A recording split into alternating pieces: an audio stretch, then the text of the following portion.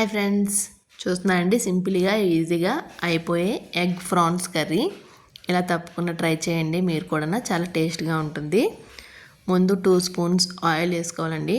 Oil వేసుకొని కొంచెం పసుపు వేసుకోవాలి. నేను ముందుగా బాయిల్ చేసుకున్న ఎగ్స్ ఉంటాయి కదండి, ఆ ఎగ్స్ అనేవి కొంచెం లైట్గా ఫ్రై చేసుకుంటున్నాను. నాకు ఎగ్స్ అనేవి ఫ్రై చేసుకుంటేనే ఇష్టం అన్నమాట.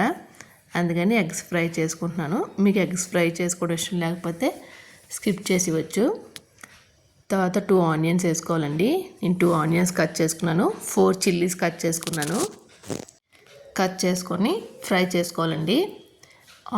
ఆనియన్స్ బేగా ఫ్రై అవ్వాలంటే సాల్ట్ వేసుకుంటే కొంచెం ఆనియన్స్ అనేవి బేగా ఫ్రై అవుతాయి.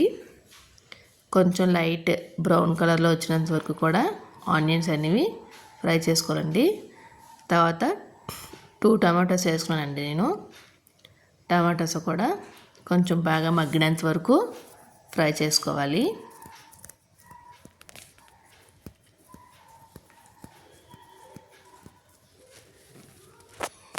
టమాటా కూడా కొంచెం బాగా మగ్గాక మూత పెట్టుకోవాలండి.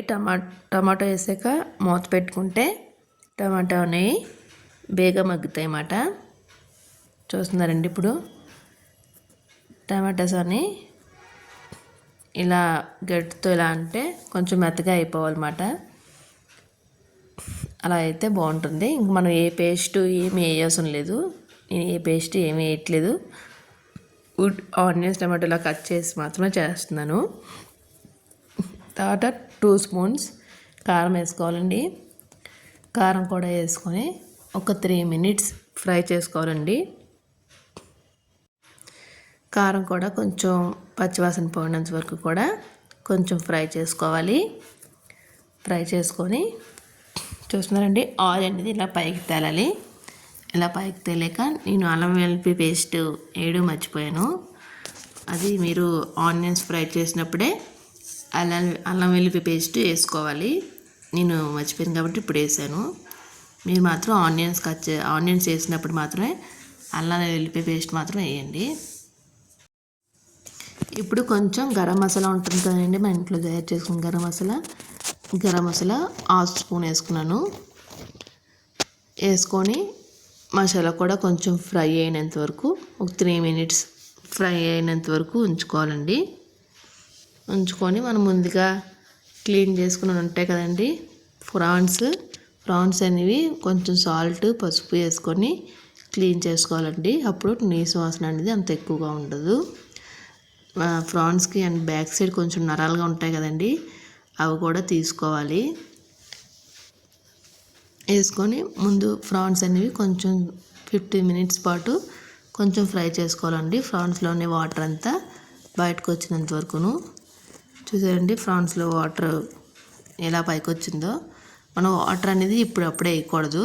ప్రాన్స్లోని వాటర్ అంతా వచ్చాకే, అది కూడా కొంచెం డ్రై అయిపోయాకే మనం వాటర్ అనేది వేసుకోవాలి.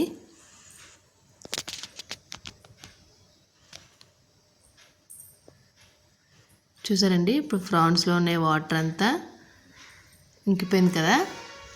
ఇప్పుడు మనం కూరకు సరిపోయినంత మనం ముందు ఫ్రై చేసుకున్నాం కదండి ఎగ్స్, ఆ ఎగ్స్ కూడా ఇందులో వేసుకోవాలి.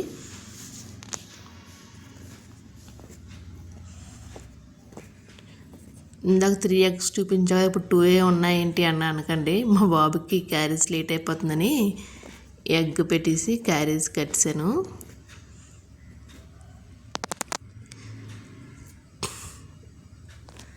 ఇప్పుడు కొంచెం వాటర్ వేసుకొని ప్రాన్స్ అనేవి ఉడకనివ్వాలి.